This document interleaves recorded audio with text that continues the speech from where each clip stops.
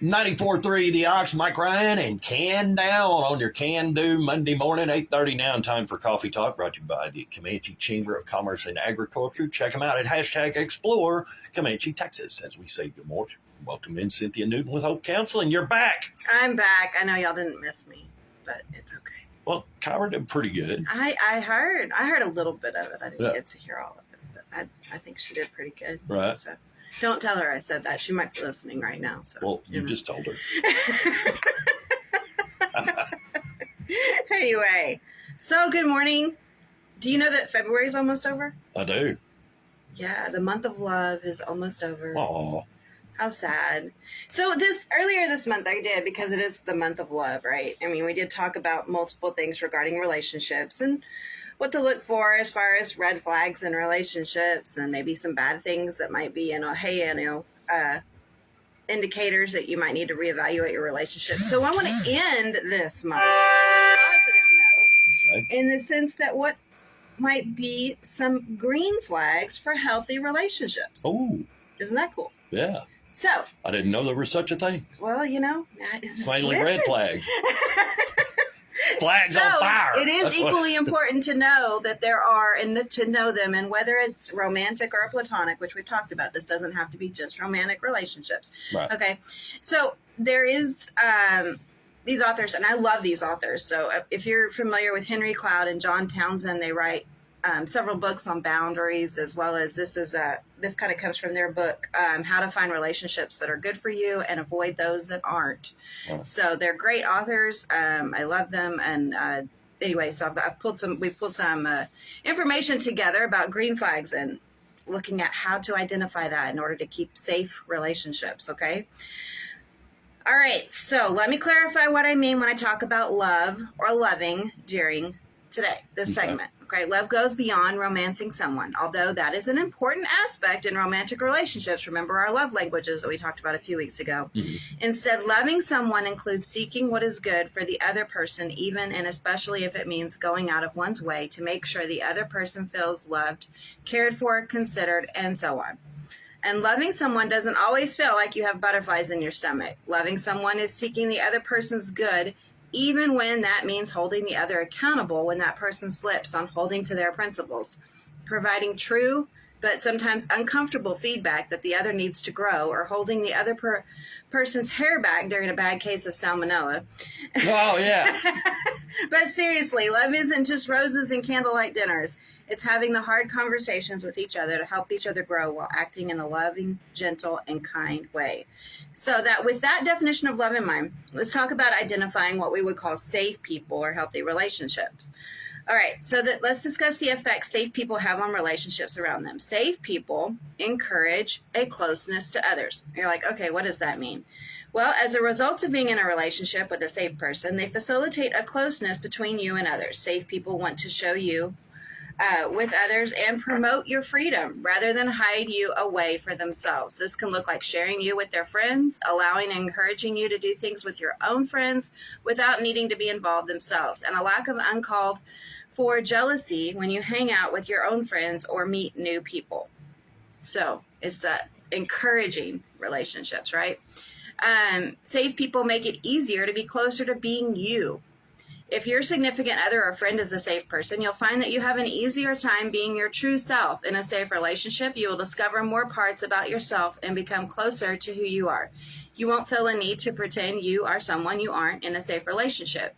You'll feel safe to be yourself because a safe person is going to love you for being you. So not having to put on that airs. Yeah. I mean, we often do that in the beginning of a relationship. We have this, fake period and then after about 3 months, the real comes out. The real comes out. Yeah. Oh, there we go. Yep. The real comes out, after that honeymoon phase. So anyway, if you feel comfortable with the real you coming out, that's a good sign. If you and your safe partner or friend are religious, okay, that safe person may encourage you to be closer to God. It isn't just an overt encouragement on the safe person's part. Instead, the safe person can encourage you to be closer to God through their example in day-to-day life. Your relationship with a safe person causes you to be more open and trusting, as well as the safe person ends up serving as a bridge to you in some way to God. So that's important to realize. They may encourage you and help you along with your own religious beliefs, whatever those are. All right, so in addition to the effects safe people have on relationships, here are the three main categories of what a safe person is. Safe people provide a safe dwelling place around them. What the heck does that mean? So safe people are those who are emotionally present in addition to being physically present. That's kind of a big thing, especially for men, because they don't understand that concept. No. Not at all, right, Kyle? No. Okay. You can often tell a person is emotionally present by you feeling a sense of connectedness with that person. Another way you'll find an emotionally present person is that you tend to lose track of time when talking to them or having quality time with them, which can be described as a sense of stepping into eternity with that person. So yeah, I mean, it's like, it's safe because you sit there, you enjoy each other's company. It's not, oh my gosh, when is this going to be over? When can I go home? When can I run away? No. She's still talking. Where is that emergency phone call I was waiting for? Anyway, so yeah, a safe person is also a person of grace. A great, concise definition of grace in a relationship is unmerited favor. Rather than you needing to earn someone's favor, a safe person's favor for you is already there. It's freely given. A way to sense that someone is a person of grace is the sense that this person is for you rather than against you. Grace is so important in all relationships as it provides a place for us to learn new relationship skills and a place for us to heal without feeling judged or condemned by the other person. I'm just a little bit older than 20. So, just a tiny bit, and we at my age, we have relationship history. We have things that, have gone wrong. And it's really, important to know that not to have to carry that with you or not to have to feel judged in a relationship, maybe for past mistakes or for things that you didn't realize, and taking into a new relationship. So, grace that's freely given or understanding is really important in any relationship, friendship as well. So a safe person is also a person of truth. This can be kind of hard, okay? Although this category includes not lying, a safe person also engages in active truth. That is, safe people seek reality in the sense that they want to know the real story about life, about you, themselves, and are always in a state of learning. Also, safe people are those who are honest enough to give you feedback and hold you accountable in a loving manner. Where loving means seeking what is good for you, themselves, and others, these people structure their lives around their principles. So that this can be hard, but it can be good. If you have somebody that's willing to hold you accountable in a relationship, that's willing to, they know that you're doing something maybe you shouldn't do, but they're willing to speak up and say, hey, you know what, you might want to check yourself. That's a safe person. That is a healthy relationship. Whereas somebody that knows and they just, I'm not going to address that. I'll just let them keep sabotaging themselves, keep doing what they know they shouldn't be doing. Then that in and of itself is not a healthy relationship. That's not somebody that's there for you.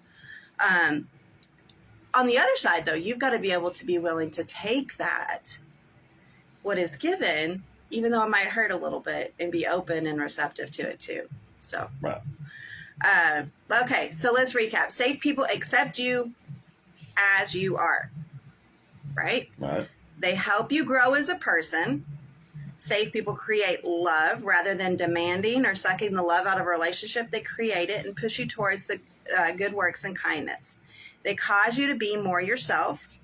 They help you not to be so selfish, and they impact your life and make it better.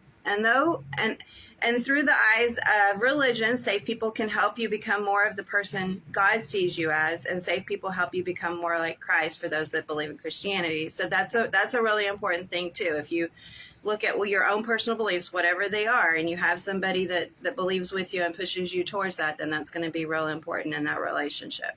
I hope that this helps you find safe people, helps you find green flags in relationships, and keeps you in check, also with what might be a healthy relationship. I want to encourage you not only to look at how other people act to determine if they're a safe person, but to also begin thinking about how you can be a safer person to those around you. There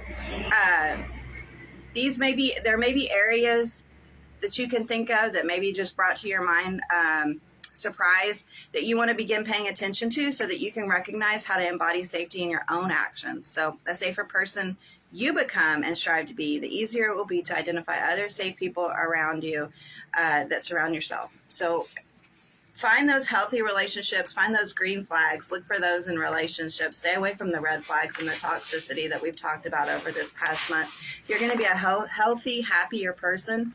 Man, they're noisy out there. Jeez. They come stumbling in kind of loud. They are. Don't tell them I called them out. So Probably heard that. they probably did. Anyway, no, I'm just kidding. Anyways, guys, as always, at Hope Counseling of Texas, we're here for you with offices in Comanche, Eastland, Dublin, and did you catch it? Hamilton. Oh, yeah. He went blank. He was like, I did. I was just waiting for you to do it. Comanche, Eastland, Dublin, and Hamilton. We're here for you, 325-356-1105. Anything that we can do to help you, your kiddos, anybody that you might be needing some help right now. We're fixing to get into March, spring break, all those things, great things coming up. Summer's going to be here before you know it, parents. Don't pull your hair out yet. You're going to need that hair to pull out here in a month or two. So, anyways, all right, guys. Hope Counseling of Texas, 325-356-1105. Have a great day. All right, Cynthia Newton, as always, thank you. Spring is coming and Bradbury's Best has what you need to get your lawn and garden in shape.